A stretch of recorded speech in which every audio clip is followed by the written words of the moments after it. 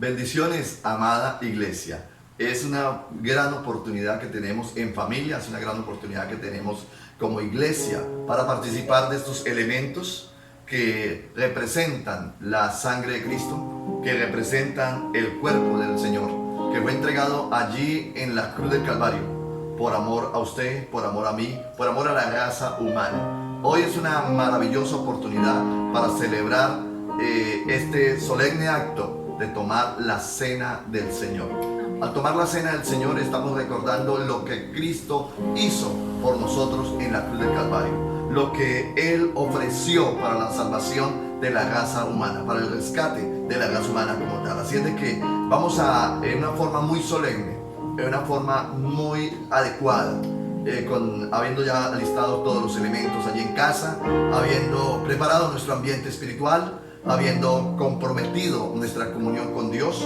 Creo que es una maravillosa oportunidad, es una grande bendición el poder como familia tomar la cena del Señor y disfrutarla creyendo que el Espíritu de Dios está ministrándonos. Así es de que vamos a orar, vamos a entregar este acto solemne, vamos a entregar esta conmemoración delante del Señor, y que la presencia hermosa del Espíritu Santo de Dios sea invadiendo su casa, sea llenando ese lugar de gloria y presencia del Señor. Así es de que le invito para que en plena disponibilidad oremos a Dios. Padre bueno, queremos adorarte, queremos exaltarte, queremos glorificar tu santo nombre, disponiendo todo nuestro ser para que tu hermosa presencia invada nuestras vidas. Señor, queremos invitarte para que tu hermosa bendición sea ministrada allí en aquel cuarto donde está aquella mujer, Señor, tomando la cena.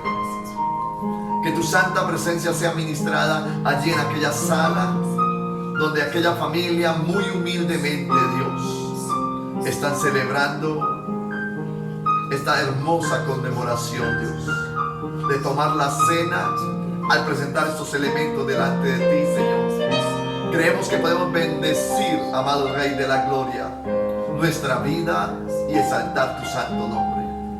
Te quiero suplicar, Señor amado, que tu presencia invada este lugar. Señor, ministranos de una manera especial. Que tu gloria, Señor, descienda.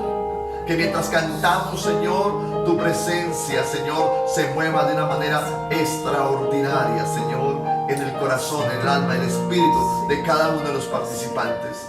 Sin importar, Señor amado, allí en el lugar donde se encuentre, ni en el momento que lo están haciendo, Padre. Yo te pido, precioso Rey de la Gloria, que tu Espíritu Santo nos visite de una manera especial.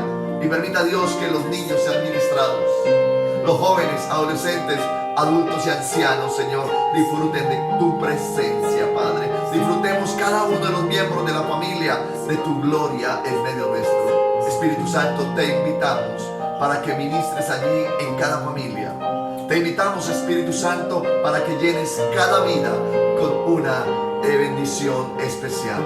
Adoremos al Rey de la Gloria, al soberano, al sublime, al único, al digno. Donde el Espíritu de Dios está, Oh sí, Señor. hay libertad. Puedo adorar. Amén, así es, sí, Señor. Todas mis culpas y maldades fueron borradas en la cruz. Libre soy. ¿Dónde está el Espíritu de Dios? Donde el Espíritu de Dios está,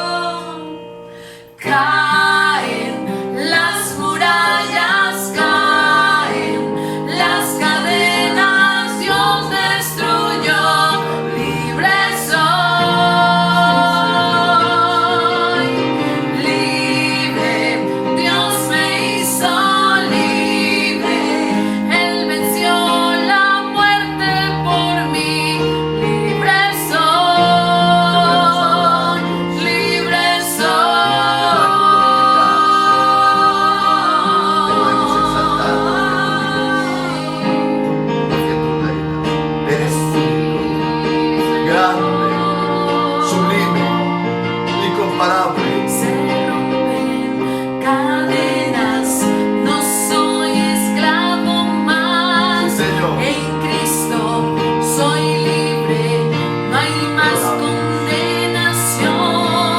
Se rompen cadenas, no soy esclavo más. En Cristo soy libre, no hay más condenación. Se rompen cadenas, no soy esclavo más. En Cristo soy libre, no hay más condenación. Se rompen cadenas, no soy esclavo más. En Cristo soy libre, no hay más condenación. Qué bueno es adorar tu santo nombre, Dios, y poder confesar que somos libres en ti, mi Jesús. Que somos libres, Señor, porque tú pagaste el precio por nuestro rescate. Eso nos motiva a adorarte, Dios. Eso nos motiva a glorificarte, Señor. Eso nos motiva a exaltar tu presencia, porque tú eres digno de toda honra, porque tú eres digno de toda gloria, tú eres digno de toda alabanza y de toda adoración. Te podemos honrar, Dios, te podemos glorificar, te podemos exaltar, porque tú estás en medio de cada familia, tú estás allí en medio de cada hogar, Señor, llenando con tu hermosa presencia, tomando el corazón, la mente, el espíritu, el alma de cada uno de aquellos que con una disponibilidad especial y excelente, Dios, nos acercamos a ti para decirte: estamos aquí, Dios, para glorificar tu nombre en medio de las circunstancias, en medio de las crisis, en medio de los temores, en medio de los interrogantes, Señor. Estamos aquí delante de ti para exaltarte, Dios, para honrarte, ofreciendo alabanza, adoración al que vive por los siglos de los siglos. Aleluya. Santo es el nombre del Señor. Ahí con esa misma disponibilidad, con esa misma entrega, vamos a bendecir los elementos. Ese pan que representa el cuerpo de Jesús, esa copa que representa su sangre preciosa. Queremos presentarlos delante de ti, mi amado Dios, y te quiero suplicar, Padre, bendice estos elementos.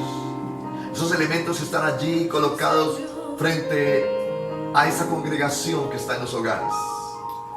Ese pan que está allí en la familia, esa copa que está allí en ese hogar, Señor, queremos suplicarte, Padre. Bendice esos elementos. Los estamos consagrando a ti, Señor. Elementos que representan, Señor, que conmemoran, Señor amado, lo que tú hiciste en el Calvario, Padre. Por lo tanto, creemos, Señor amado, que tu presencia está en medio de cada familia. Que tu presencia está ahí, Señor, para ministrar. En este momento presentamos estos elementos y te suplicamos: bendícelos, Padre, bendícelos. Y permítanos, Dios, que al tomarlos haya vida, haya bendición, haya sanidad en nuestro cuerpo, haya bendición del cielo sobre cada uno de los participantes. Esto lo pedimos en el nombre de Cristo Jesús. Aleluya. Aleluya. Quiero invitarle para que, si le es posible, tome los elementos en su mano, si le es posible, o si no, ahí en su mesa donde están esos elementos. Quiero ir a la palabra del Señor, donde Él es enfático en mostrarnos el significado de estos elementos y el valor que se tienen ayer, hoy y siempre. Sobra decirlo, esos elementos de tomar la cena como tal es una participación de la iglesia primitiva, recordando esa liberación de Egipto, donde Dios rescata a la raza humana, donde Dios rescata a su pueblo como tal de la esclavitud en Egipto, y como conmemoración se dio la fiesta donde se toma la cena. Hoy la representamos de esa manera, esa preciosa Pascua que se dio allí en Egipto, que luego se da con la Santa Cena, allí con el Cordero Pascual, con nuestro amado Salvador, que luego se da en el Calvario al entregar su vida por nosotros, y hoy la tomamos aquí en su hogar, la tomamos aquí en mi hogar, representando que un día la tomaremos allí en la patria celestial. Este privilegio es para la iglesia que está en plena comunión con Dios. Este privilegio es para la iglesia que está bautizada conforme los mandatos del Señor en su palabra. Este privilegio de tomar la cena no es para todo el mundo, es para aquellos que conforme a la perfecta voluntad del Señor estamos caminando en obediencia. El texto sagrado dice con respecto al pan, dice: porque yo recibí del Señor lo que también os he enseñado. Que el Señor Jesús, la noche que fue entregado, tomó pan y habiendo dado gracias lo partió y dijo: tomad y comed, este es mi cuerpo que por vosotros es partido. Y el Señor nos recuerda en su palabra diciendo: haced esto en memoria de mí. Es decir, recordemos lo que Jesús hizo en la cruz del Calvario en esta hora. En memoria del Señor la tomamos. En este caso, el pan. Iglesia, quiero invitarle para que tome el pan y que representa ese cuerpo de Jesús, ese cuerpo que fue molido, que fue maltratado, que fue entregado voluntariamente, y que por su llaga, dice el texto, fuimos nosotros curados. Este pan hoy representa el cuerpo de Jesús. Iglesia, le invito para que lo tomemos.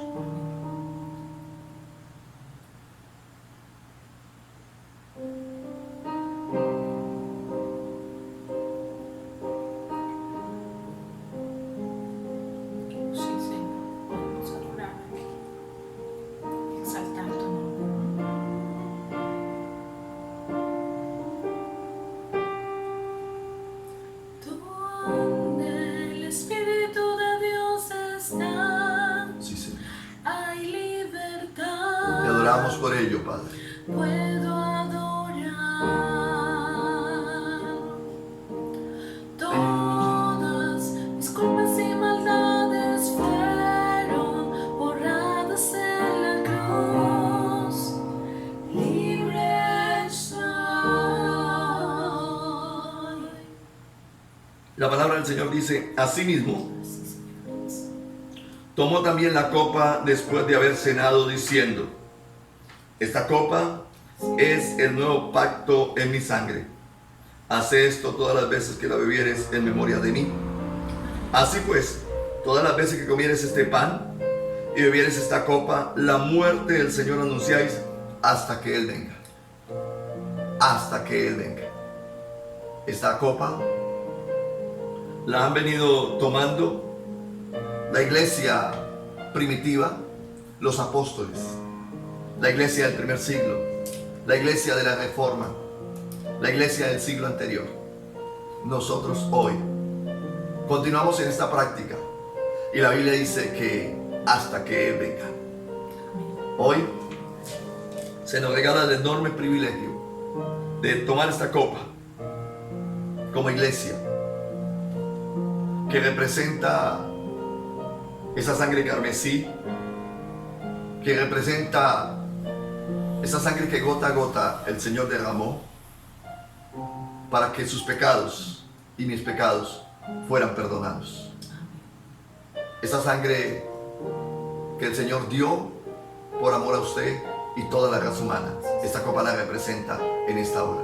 Y Él dice que debemos tomarla hasta que Él venga. Señor, te estamos esperando. Así es, Señor. Iglesia, tomemos la copa, símbolo de la sangre de Jesús.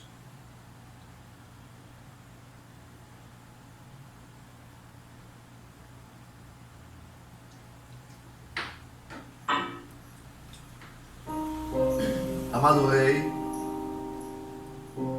eres digno de toda honra, eres digno de toda gloria, eres digno de toda alabanza, y de toda adoración. Qué privilegio más grande nos da, Señor, de poder disfrutar de ese tiempo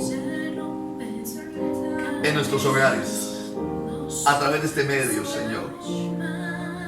Pero tú sigues ahí, Espíritu de Dios, ministrando y bendiciendo cada vida, ministrando y fortaleciendo cada familia. Y tu palabra dice que no la podemos tomar indignamente, sino que cuando lo hacemos de esa manera, viene juicio.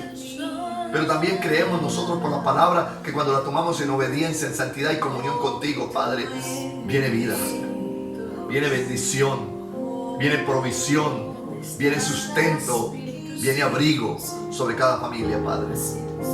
Y lo creemos, Señor, que estamos bendecidos y aún más estamos preparados hasta que tú vengas, Señor. Nos sostendremos en obediencia. Señor, si tú vienes, permítanos estar como lo estamos en este momento, en plena comunión, en plena consagración, para que seas tú, Señor, llevando a un pueblo que está en espera.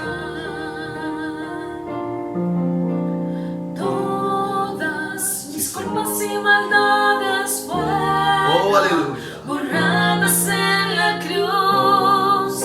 Santo, Libre soy. oh, aleluya, sí, Señor. Perdonado soy. Qué bueno tú eres. Solo por tu amor no hay más condenación.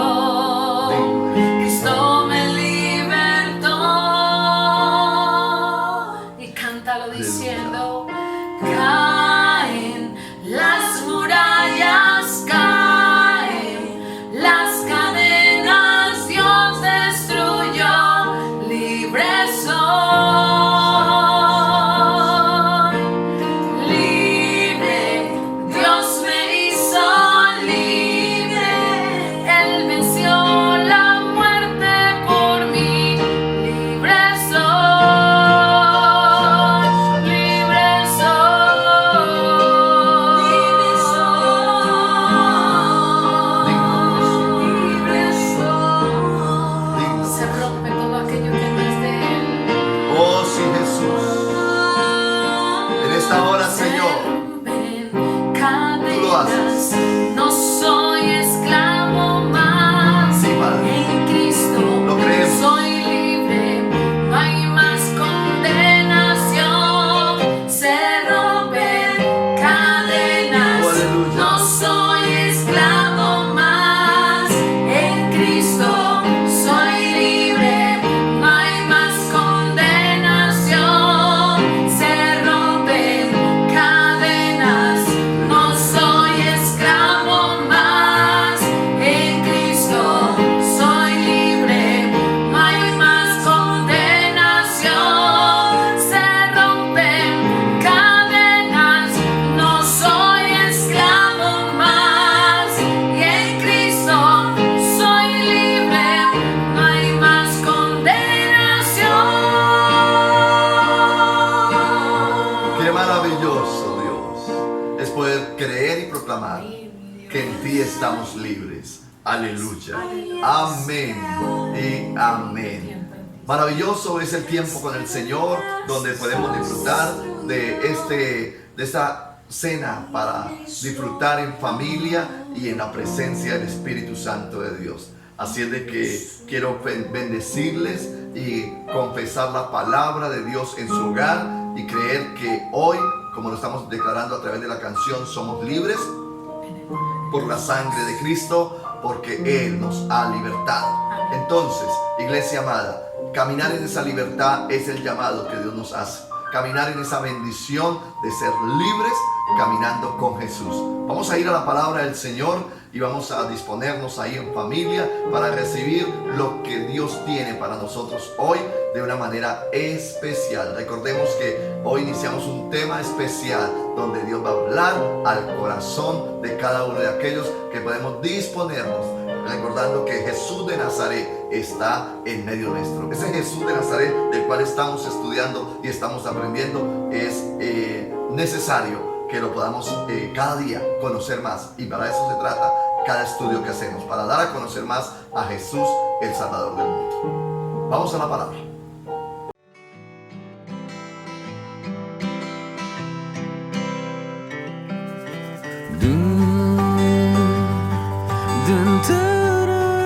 Amados, Dios sea bendiciéndoles en gran manera. Vamos a ir a la palabra del Señor después de haber tenido este espacio maravilloso, de haber tomado la cena, de haber disfrutado de esa presencia de Dios del cielo ministrándonos con su Espíritu Santo en cada hogar, en cada familia. Vamos a permitir que sea Él hablándonos en esta hora especial con su palabra. Amén. Y vamos a seguir con este hermoso tema, Jesús de Nazaret. Y esperamos que usted esté ahí tomando sus apuntes, tenga su Biblia a la mano, su resaltador y todas esas citas bíblicas para que luego, durante esta semana, vuelva otra vez y busque las citas bíblicas, estudie y pueda reafianzar ese conocimiento que se está transmitiendo a través de estos estudios bíblicos en familia. Hoy, ¿qué tema veremos de Jesús de Nazaret, mi pastor? Seguimos hablando de Jesús de Nazaret, pero quiero que nos centremos en el desarrollo del ministerio de Jesús. Amén. El desarrollo del ministerio de Jesús. Quiero que hagamos ese énfasis en cómo Jesús comienza a ejercer su ministerio. Y hay un texto en el Evangelio según San Mateo, capítulo 4, versículo 12 hacia adelante, que nos muestra cuando el Señor en sus inicios del ministerio. Dice de la siguiente manera: cuando Jesús oyó que Juan estaba preso, volvió a Galilea y dejando a Nazaret, vino y habitó en Capernaum. Recordemos que, lo podríamos decir de esta manera, Capernaum se convirtió en el campamento base de Jesús por muchos años, donde él pudo entrar y salir para predicar el mensaje de Cristo. Entonces dice que Capernaum, ciudad marítima en la región de Zabulón y de Neftalí, para que se cumpliese lo dicho por el profeta Isaías cuando dijo: tierra de Zabulón y tierra de Neftalí, camino del mar al otro lado del Jordán, Galilea a los gentiles. El pueblo asentado en tinieblas vio gran luz, y a los asentados en región de sombra de muerte, luz les resplandeció. Desde entonces comenzó Jesús a predicar y a decir: arrepentíos, porque el reino de los cielos se ha acercado. Versículo 17, una vez más. Desde entonces comenzó Jesús a predicar y a decir: arrepentíos, porque el reino de los cielos se ha acercado. Oremos al Señor y coloquemos esta reflexión, esta palabra en las manos de Dios para que sea Él bendiciéndonos con ella y permitiéndonos crecer más en el conocimiento de Jesús de Nazaret y el desarrollo de su ministerio como tal. Oremos. Amado Señor, en esta noche damos gracias a ti por tu perfecta bondad, por este tiempo tan bonito de haber compartido la cena y ahora estudiar tu hermosa palabra y conocer más de tu Hijo Jesús de Nazaret. Hoy veremos cómo será el desarrollo del ministerio de nuestro Señor Jesús. Que con esta palabra podamos aprender, entender y ser, oh Dios, hombres y mujeres hacedores de tu palabra. Revélanos la verdad a través de ella, Señor, y ayúdanos a tomarte como ejemplo, oh Padre del cielo. Gracias te damos en el nombre de Jesús. Amén. Amén. Entonces, hablando de Jesús de Nazaret y el desarrollo del ministerio de Jesús, comencemos diciendo: el ministerio público de Jesús se divide en 3 periodos.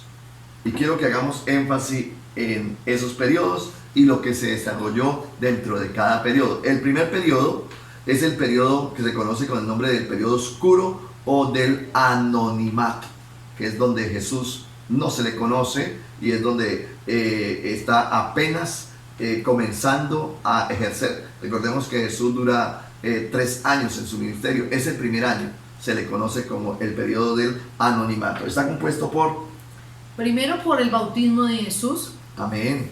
Cosa que ya lo hemos hablado. Luego por la tentación y seguidamente por la elección de sus discípulos, que fue el tema de hace 8 días. Los 3 puntos que estudiamos la semana anterior eran esos, acerca del periodo del anonimato, donde todavía Jesús no se ha dado a la predicación, donde Jesús todavía no se ha dado a conocer públicamente con tanta fuerza, sino que apenas está organizando la base. como ¿sí? sus primeros pasos, ¿no? Amén, organizándose para lanzarse al gran ministerio que viene a desarrollar. Entonces el primer paso es el bautismo de Jesús, la tentación y la elección de sus 12 discípulos. Ese se conoce como el periodo del anonimato, usted que está tomando nota. Pero también hay un segundo periodo que se conoce como el periodo de la popularidad.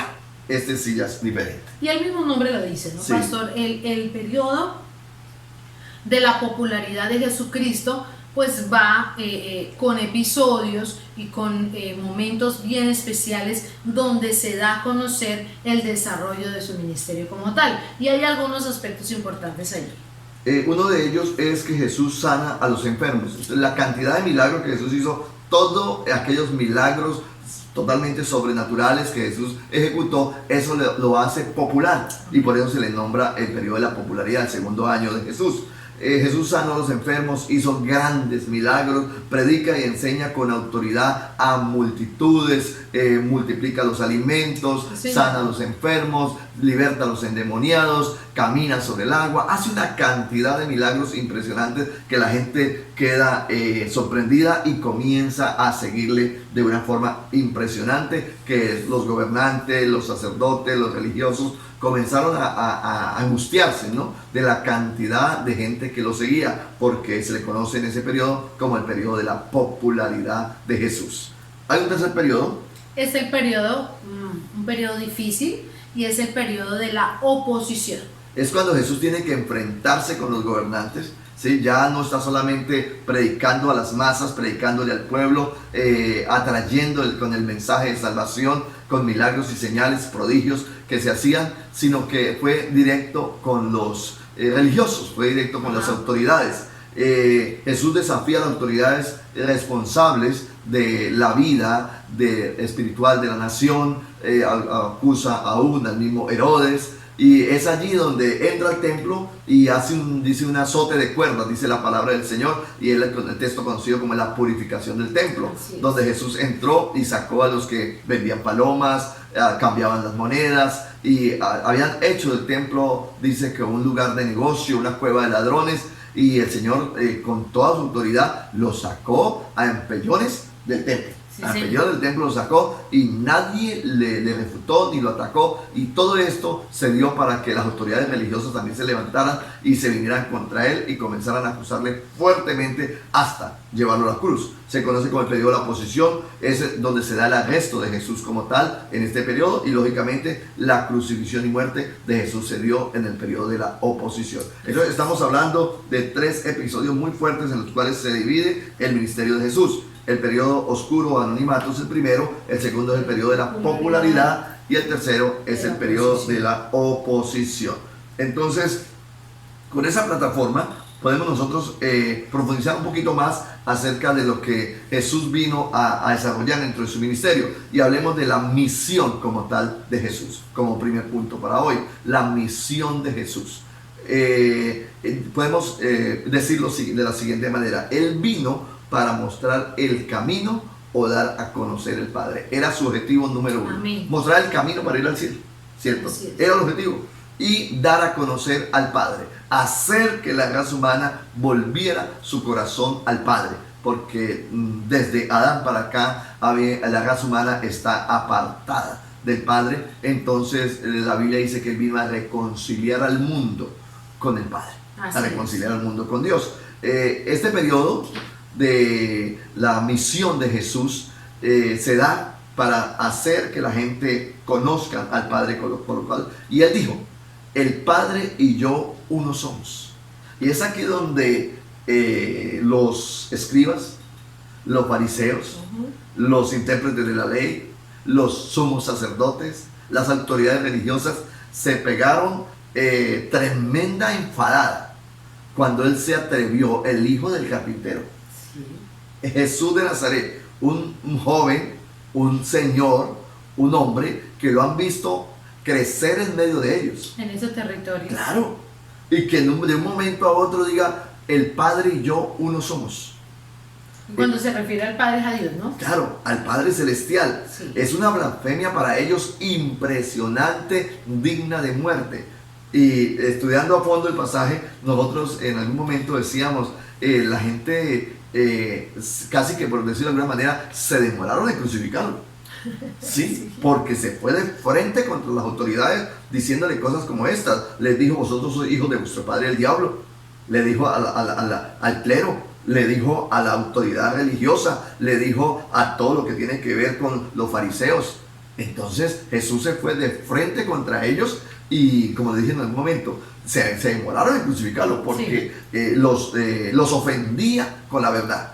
Ojo, yo digo, con la verdad los ofendía.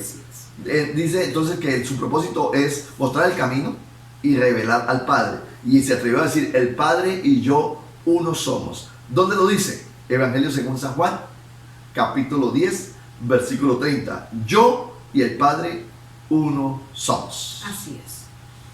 También en este proceso de la misión de Jesús, Él expresa también: el que me ha visto a mí, ha visto al Padre. Entonces, una vez más, desafía esa posición y lo dice en San Juan 14:9, afirmando esta característica. Dice: Jesús le dijo: tanto tiempo hace que estoy con vosotros y no me habéis conocido, Felipe. El que me ha visto a mí, ha visto al Padre. ¿Cómo pues dices tú, muéstranos el Padre? Es una pregunta que Felipe le hace al Señor. Le dice: muéstranos al Padre. Y el Señor le responde de esta manera. Otra vez, solamente imaginémonos el escenario, ¿no? Donde están no solamente los apóstoles, no solamente los discípulos, sino que están los perseguidores de Jesús. Y Jesús le sale con esta pequeña palabrita: el que me ha visto a mí, ha visto al Padre. Entonces, cuando decimos que Jesús viene a revelar al Padre, es que el que mire a Jesús está viendo al Padre. Es decir, yo soy Dios. Eso era lo que le estaba diciendo. Estaba diciendo Jesús: yo soy Dios. La gente tenía que enojarse, porque es que era muy difícil aceptar, y yo siempre lo he puesto desde este punto de vista, cómo nos hubiéramos nosotros comportado en el tiempo de Jesús. Cómo nos hubiéramos comportado nosotros habiendo crecido al lado de don José y doña María, que tienen un hijo que se llama Jesús de Nazaret, y tiene otros hijos también, este señor y esta señora, ¿sí? Y este muchacho Jesús de Nazaret, que aprendió la carpintería también junto con su padre. Y este muchacho a los 30 años se le dio por decir: el Padre y yo uno somos. El que me ha visto a mí, ha visto a Dios, ha visto al Padre, ¿sí? La pregunta sería: si usted y yo hubiéramos estado junto con Jesús, contemporáneos con Jesús, ¿lo hubiéramos aceptado como Dios? Bueno, el cuestionamiento. Pues. ¿O hubiésemos gritado como gritaron el pueblo de Israel: crucifícale, crucifícale, por blasfemo? Muy seguramente nosotros hubiésemos podido haber sido de los que también hubiésemos acusado a Jesús de blasfemia por haber dicho que Él era Dios. Sí, señor. Que Él era Dios, porque no era fácil. Hoy la iglesia, hoy siglo XXI, tenemos el cuadro completo del nacimiento de Jesús, de la muerte de Jesús, de la resurrección de Jesús y de la glorificación de Jesús. Amén. El cuadro está completo. Si hoy no creemos en Jesús, es simplemente porque no lo deseamos, no lo aceptamos. Pastor, porque se ve como una historia más. Posiblemente. Pero en el tiempo de Jesús ellos no tenían el cuadro completo. No. El cuadro que ellos tenían era el siguiente: habían visto nacer a Jesús, habían sido contemporáneos con Jesús, pero no lo han visto morir, mucho menos resucitar y mucho menos ser glorificado. Entonces, para ellos era más difícil aceptar a Jesús como su Salvador. Para nosotros hoy es mucho más fácil, y la pregunta es: ¿y qué pasa que no lo aceptamos? Porque lo tenemos, como la pastora lo acaba de decir, quizás como una historia, pero no como nuestro Salvador. Lo tenemos quizás como una historia, pero no como Dios mismo, quien nos está llamando al arrepentimiento. Entonces, otra vez, la misión de Jesús es a mostrar el camino y dar a conocer al Padre. Dar a conocer al Padre es simplemente: el Padre y yo uno somos. Dar a conocer al Padre se refería a decir: el que me ha visto a mí, ha visto a Dios, ha visto al Padre. No era fácil en ese entonces aceptar a ese Salvador, hijo del carpintero, que se hizo hombre y es Dios. Otro apunte que podemos ver ahí, pastor, es que en la misión de Jesús, Él se muestra como la imagen del Dios invisible. Muy fuerte. Claro. Muy fuerte. Peor aún. Claro. la imagen del Dios invisible. Colosenses capítulo 1, versículo 15 dice, Él es la imagen del Dios invisible, el primogénito de toda creación. Es decir, ¿quieren ver a Dios? Véanme a mí. Así les dijo. ¿Quieren ver a Dios? Jesús es Dios. Por eso les costaba tanto, y dice algunos de los textos bíblicos, dice que crujían los dientes del mal genio que les daba cuando Él les decía, yo soy Dios. Sí. ¿Sí? Y la única forma de entrar al Padre es por mí. ¿Sí? Así de sencillo. Yo soy el camino, la verdad y la vida, y nadie sube al Padre si no es por mí. Sí, señor. ¿Se imagina usted de aquellos que lo están persiguiendo, que lo están tratando de blasfemo, que lo están tratando de todo menos bueno? Tienen que oír esa voz y decir, escuchar la voz, decir, yo soy Dios y soy el camino para que ustedes sean salvos. Entonces era muy duro, pero Jesús vino a traer ese mensaje. Por eso no era fácil que la gente se convirtiera. Entonces viene esto respaldado lógicamente con milagros, con prodigios y señales, y ahí es donde la gente puede aceptar que el hijo del carpintero no simplemente era el hijo del carpintero, Sí, señor. sino que era el salvador del mundo, y las señales y prodigios respaldaban lo que él venía diciendo. Entonces estamos viendo la misión de Jesús, que como primer paso, que vino para mostrar el camino o dar a conocer al Padre, pero también vino para redimir, o sea, rescatar la raza humana. Estamos hablando de su misión como tal. Hay un texto muy estudiado por la iglesia en el libro del profeta Isaías, capítulo 53, versículo 11 y versículo 12, y lo dice de la siguiente manera. Dice, verá el fruto de la aflicción de su alma y quedará satisfecho. Por su conocimiento justificará a mi siervo justo a muchos y llevará sobre sí las iniquidades de ellos. Por tanto, yo le daré parte con los grandes y con los poderosos repartirá el botín, por cuanto derramó su vida hasta la muerte y fue contado con los pecadores, habiendo él llevado el pecado de muchos y orado por los transgresores. 750 años antes de Cristo, el profeta lo dijo, el profeta Isaías lo dijo. Y se muestra, y él viene y les dice lo mismo. Yo soy el Salvador del mundo. Él vino para redimir la raza humana, para rescatar la raza humana. ¿Y cómo lo hizo? A través del amor, a través de los prodigios y señales, a través de entregar su vida por el rescate de la raza humana. Totalmente. Entonces, ese camino que Jesús vino a cumplir, esa misión, incluía entregar su propia vida. ¿Sí? Es la gran misión. Hoy nosotros tenemos una gran misión, la llamamos la gran comisión, ¿cierto? Pero no incluye quizás tener que morir físicamente hablando por la causa de Cristo. Él lo entregó todo por nosotros. La pregunta es, ¿cuánto estamos nosotros los seres humanos en capacidad de dar por Él?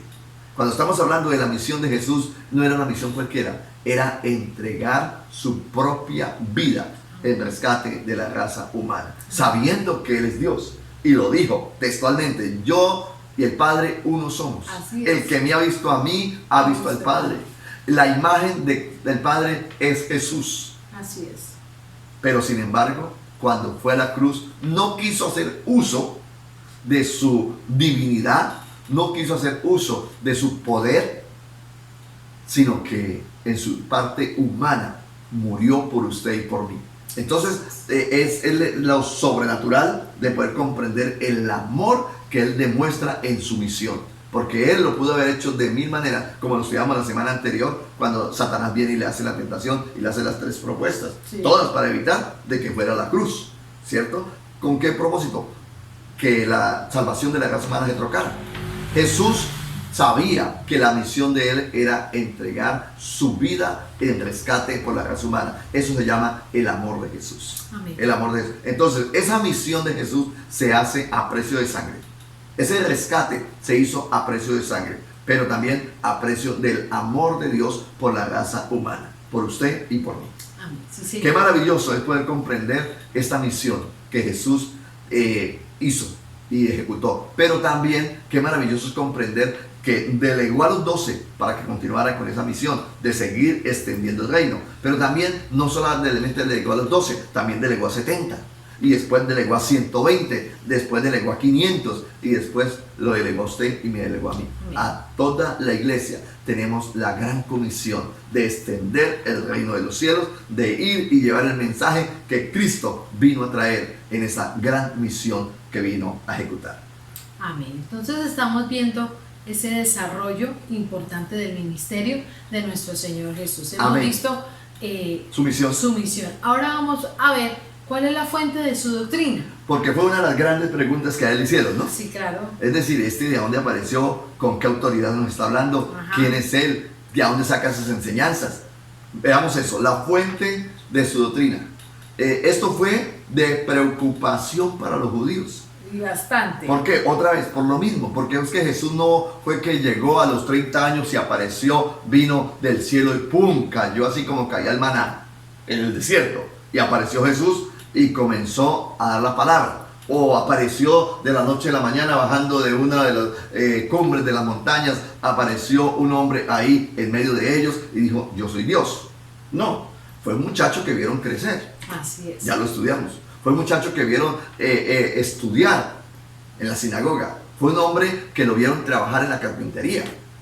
Fue un hombre común y corriente en medio de todos, que es Dios. Amén. Y comenzó a desarrollar su ministerio a los 30 años. Por eso fue tan duro para los judíos aceptar a Jesús. Y comenzaron a indagar, porque era un problema para ellos. ¿Y de dónde enseña? ¿Con qué autoridad está enseñando? Sí, señor. Era lo que decía. Esto fue una preocupación para los judíos. El Evangelio según San Juan, en el capítulo 7, versículo 15, nos enseña parte de esto.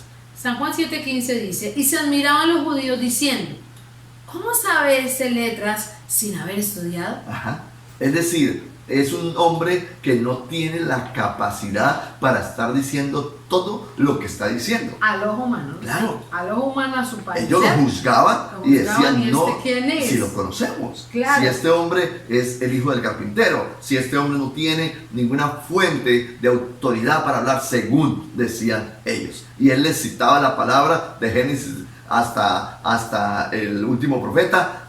Todos los profetas están ahí citados, ¿cómo lo digo? Toda la Torá, los patriarcas, todo el Antiguo Testamento, Jesús lo está citando, los salmos los está citando al pie de la letra. Entonces decía, ¿y cómo hace? Es un hombre, según ellos, iletrado. Ajá. Pero no es así, lógicamente. Pero ellos lo juzgaban como un hombre que no tenía letras. Pero veamos cuál es la respuesta de Jesús ante la pregunta que hacen los judíos. ¿Cuál es la pregunta? Y se admiraban los judíos diciendo, ¿cómo sabe letras sin haber estudiado? La respuesta de Jesús.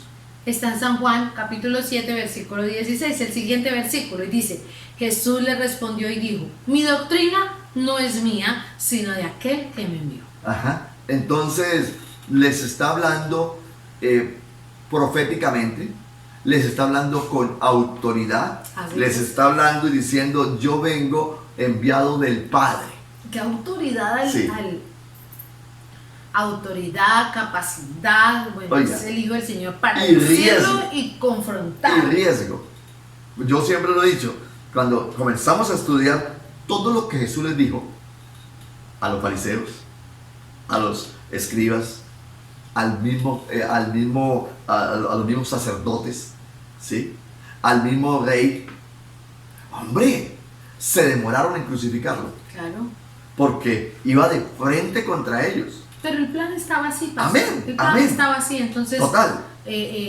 Pero sí, humanamente diría uno, ¿por qué no lo apresaron de una vez desde la primera vez que dijo, el que ha visto al Padre me ha visto, La Biblia- me ve a mí, ve al Padre? La Biblia dice, porque tenían temor a la reacción del pueblo, porque estaba en su año de popularidad. Exacto, porque lo seguía mucha gente. Claro, estaba en su año de popularidad y tenían temor de la reacción del pueblo. Entonces, amados, Jesús les respondió y dijo, mi doctrina no es mía, sino de aquel que me envió. Entonces, podemos decir, para hablar de la fuente de su doctrina fue inspirada por el Espíritu Santo. Gloria a Dios. Por el Espíritu Santo. Hechos de los Apóstoles, capítulo 10, versículo 38, lo dice así. Dice, como Dios ungió con el Espíritu Santo y con poder a Jesús de Nazaret, y cómo anduvo haciendo bienes y sanando a todos los oprimidos por el diablo, porque Dios estaba con él. Sencillo.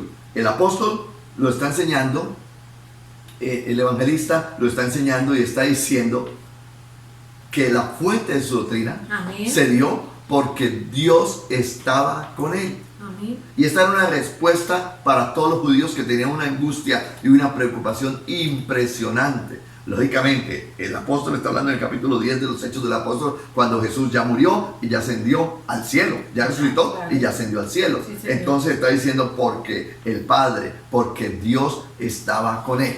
¿Sí? Entonces, cuando nosotros nos ubicamos a analizar la fuente de su doctrina, es simplemente que el Espíritu Santo estaba ministrando ahí. Y hoy no es diferente, pastor. Hoy no es diferente. ¿Qué premio? Igual. ¿Qué bendición? Qué bendición, sí, Señor. Por eso cuando Él asciende al cielo, lo recalca y es una palabra que no debemos olvidar. Y no os dejaré huérfanos. Dejaré al Espíritu Santo para Amén. que esté con ustedes, para que sea su guía y todo. ¿Y quién es el que nos guía a predicar la palabra? ¿Y quién es el que nos inspira? ¿Y quién es el que nos da esa sabiduría si no es el Espíritu Qué Santo? fuerte es este mensaje. Qué fuerte es esta enseñanza cuando podemos decir nosotros que la fuente de nuestra doctrina, es igual. Es inspirado. El por Espíritu Santo está en nosotros. Amén. El texto dice que no os dejaré huérfanos, estaré con vosotros. Dice que estará en y con nosotros. Amén. En nosotros y con nosotros. Al lado nuestro estará el Señor. Sí, Señor. Entonces, cuando hoy estamos enseñando la palabra, podemos decir, y Dios está con nosotros. ¿Por qué? Porque el Espíritu Santo está con usted, iglesia. Amén, sí, Señor. Porque el Espíritu Santo está con nosotros. Qué enorme privilegio. Yo siempre he resaltado esto diciendo, cuando el cristiano comprende que es templo del Espíritu Santo, su vida cambia. Amén. Tiene que cambiar literalmente toda su vida. Porque es que es aceptar, es poder comprender que Dios habita en uno. Amén, así es. Y el Señor se atrevió a decir que cosas más grandes que las que Él pudo hacer, lo haremos nosotros. Fuerte es esto. Sí, Señor. Fuerte es esto. Entonces, sin profundizar ahí en lo que el Señor dice, nosotros somos llamados a multiplicar el reino, a extender el reino. ¿Y las señales, prodigios se pueden dar? Claro. Amén. Porque el Dios Señor. que estaba, dice, este mismo Dios, porque Jesús es Dios, porque Dios estaba con él. Así como está hoy con nosotros, por la misericordia suya, está en medio nuestro. Amén, así Y es. podemos extender el reino de los cielos, cumpliendo la gran comisión. Estamos viendo la fuente de su doctrina. Es decir, Él no vino y fue un charlatán. Él no vino y fue un engañador como lo trataron. Ajá. No, Él vino siendo Dios, direccionado y trayendo la presencia del Dios invisible, se hizo carne. Amén, así es, mi pastor. Estamos viendo la fuente de su doctrina. Podemos ver que en aquel entonces los doctores de la ley de su época se basaban en las tradiciones y habían descuidado el verdadero espíritu de la ley. Amén. Entonces allí era como la polémica. Eso era el disgusto. Era una letra muerta, lo que ellos predicaban. Hablaban de un Dios sobrenatural, pero no se movía. Pero no real. Hablaban de un Dios sobrenatural, pero no lo vivían, no lo disfrutaban, no se veía la mano de Dios obrando. Y viene Jesús y comienza a levantar muertos. Y viene Jesús y comienza a enderezar al jorobado. Así es. A levantar al paralítico, a darle la vista al ciego, ¿sí? A libertar a los endemoniados. Y eso se volvió sorprendentemente porque vino a revelar al Padre. A eso vino. Sí, Señor. ¿Que de dónde lo hacía? ¿Con qué fuente? La misma fuente, la palabra, y que Dios estaba con él, porque Él, Jesús, es Dios.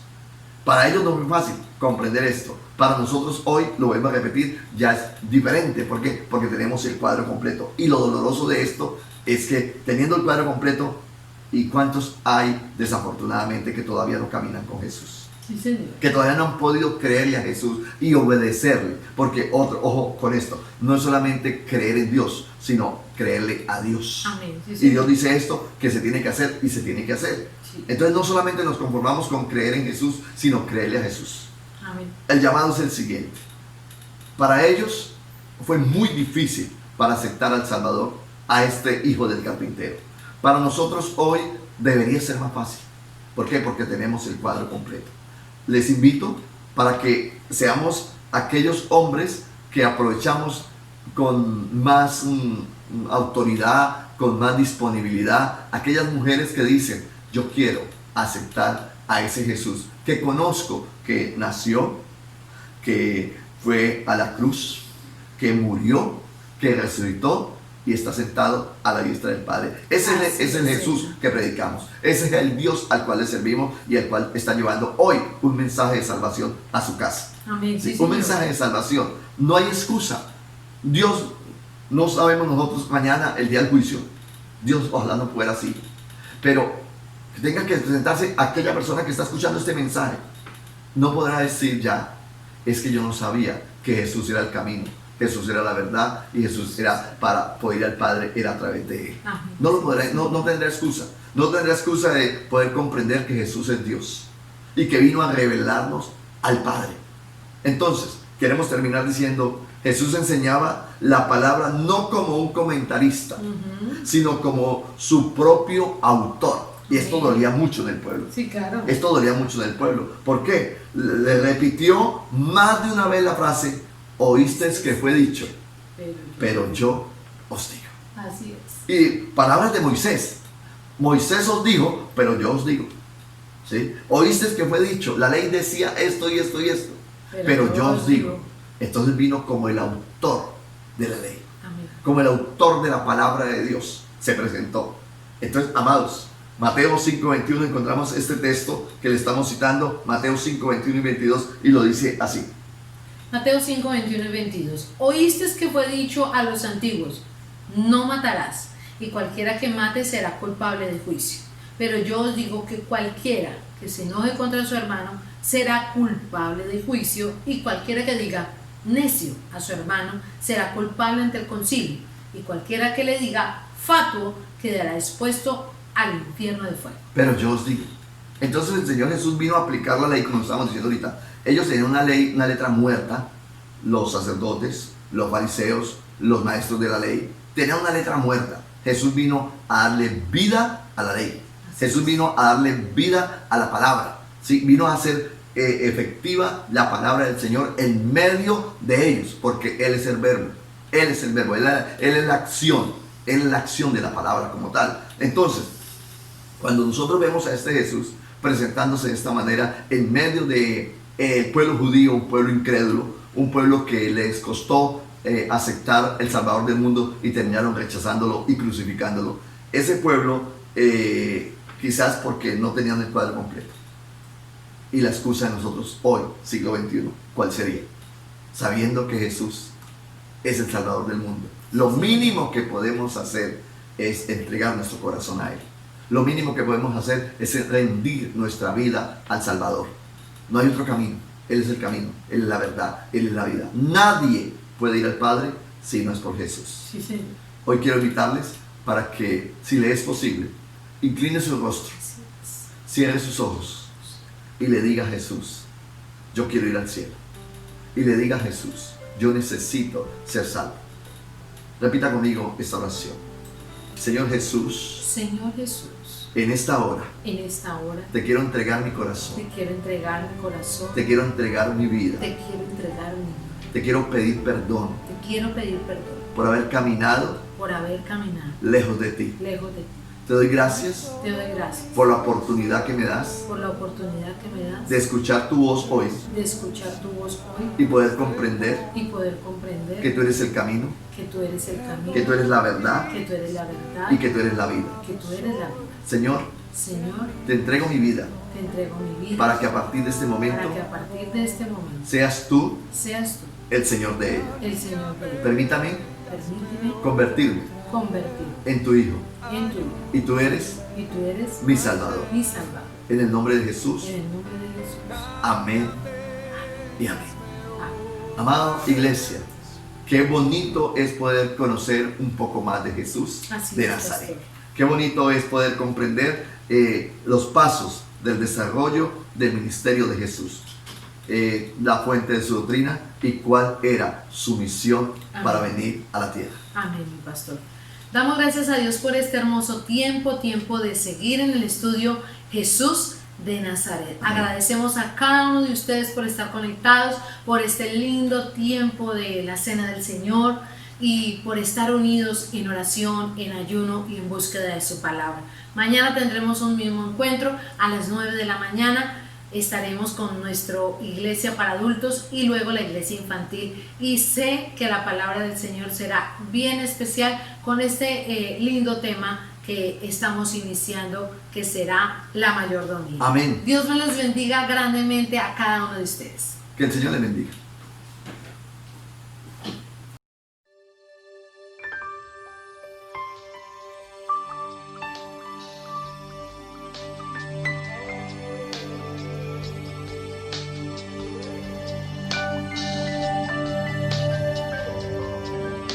Yo sé que estás aquí.